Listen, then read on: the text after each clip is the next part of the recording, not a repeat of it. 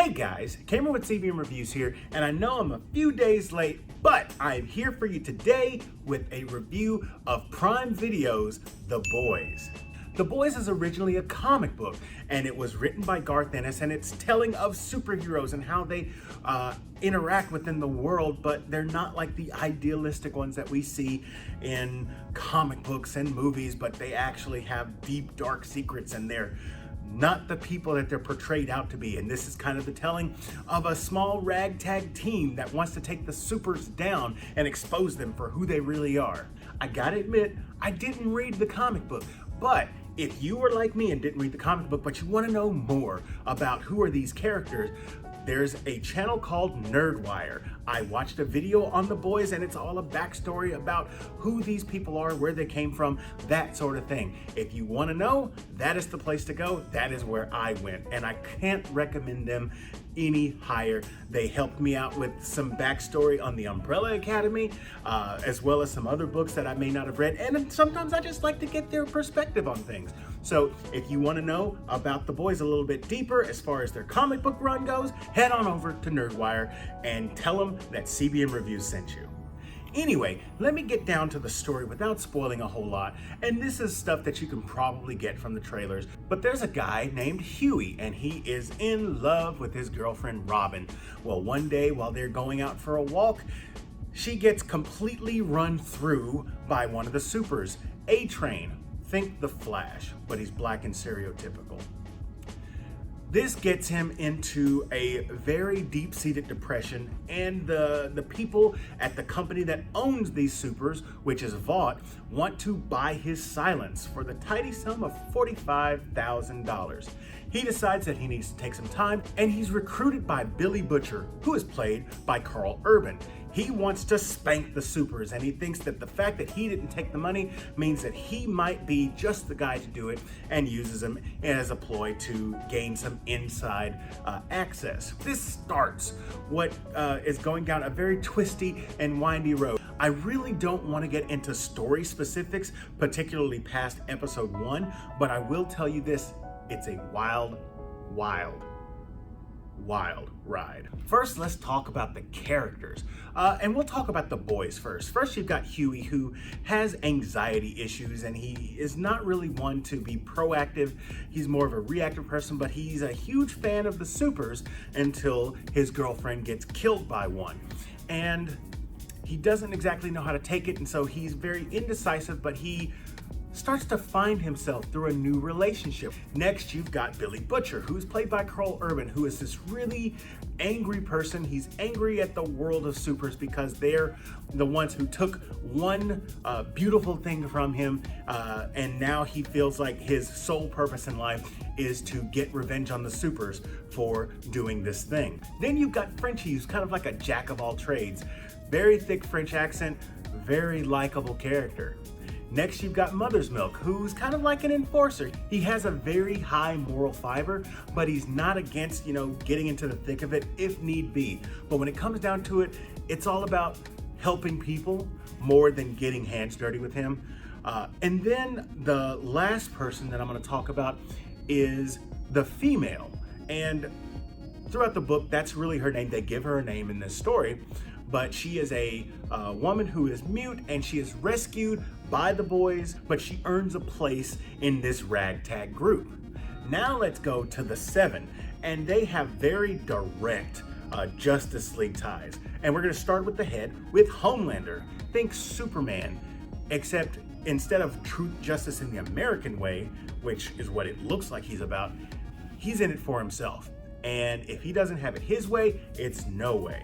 Next is Queen Maud, and she's kind of like this very dead inside, very cynical person, but throughout the course of this, you start to get to know her a little bit better. We don't get to know her as well as we get to know Homelander, but I think that they're definitely opening themselves up for something new. She's like their version of Wonder Woman. Next, you've got Black Noir, who is pretty much their version of Batman.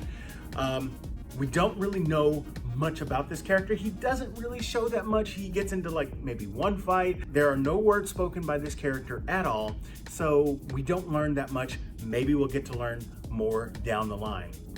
After that, you've got the Deep, who is their version of Aquaman, and he's kind of like this horny prick, and he is one of the reasons why things turn upside down within the corporation rather than somebody influencing it from the outside. Next, we have A-Train, which I mentioned before, and his issues are, well, he's got several. One is drug, which is very important to the plot of this season.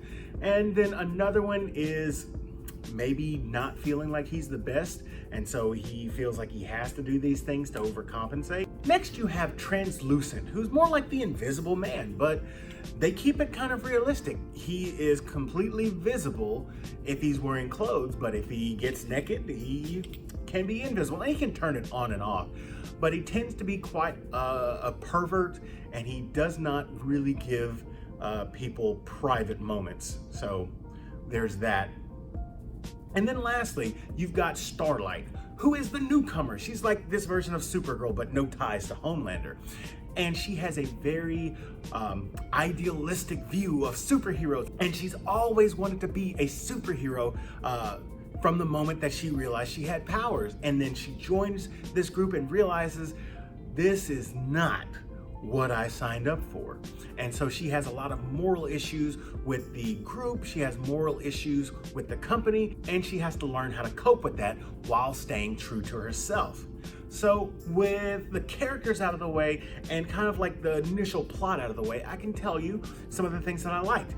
It does have comic book tropes, but it expands on them and magnifies them to a rated R degree. There are things that happen in this show that made me drop my jaw. One involving a dolphin.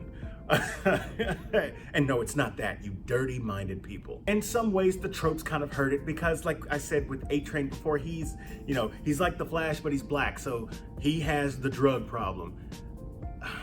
Why be so on the nose? And his mom was killed by a stray bullet.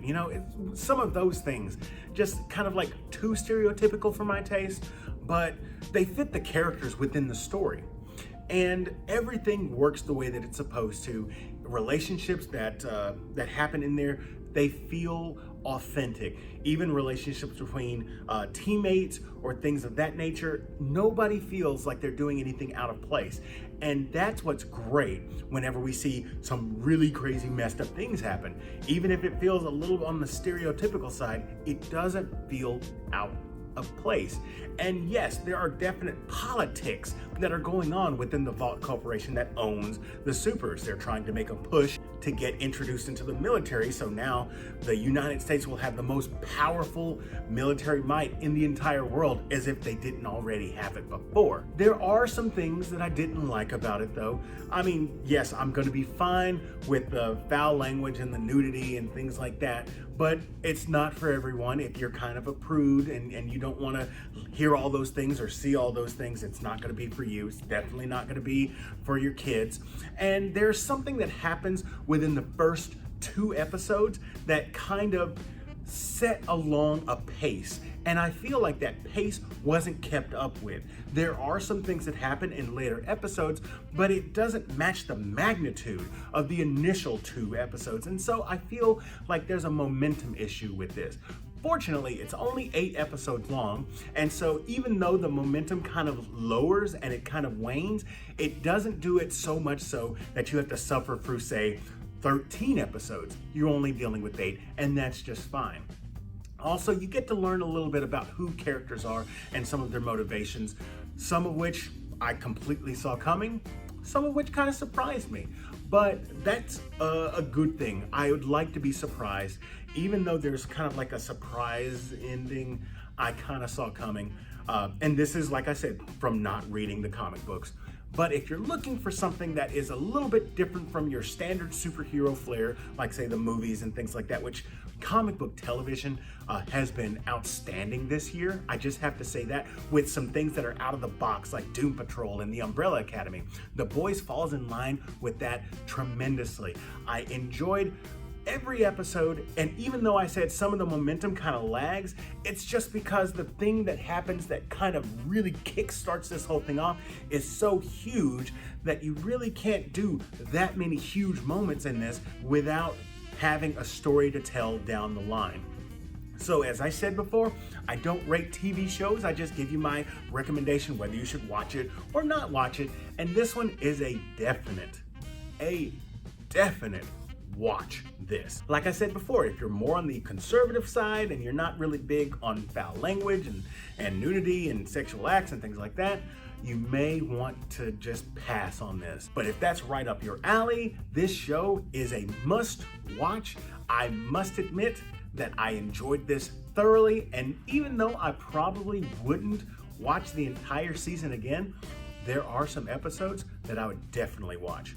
And before I end, they definitely set this up for a second season. Not to say that the first season is open-ended, but there's a surprise at the end of the first season, and there are also characters that are kind of dealt with, but they still have some ongoing problems like the Deep and A-Train, and those things have to kind of be followed up because they're giving character development to characters who I wasn't expecting. For example, the Deep ends up being outcast from the Seven for specific reasons. And even though he's pretty much done with the Seven from this point on, there are things that happens while he's gone that give him more character development than I was expecting. And I want those kind of things to be followed up in season 2. So I'm definitely looking forward to things like that. Anyway, that is my review of The Boys. Tell me what you guys thought about it in the comment section down below. You enjoyed this video, hit that like button, and if you're new here, subscribe to the channel. Share this with your friends, and as always, this is Cameron with CBM Reviews. We'll see you next time.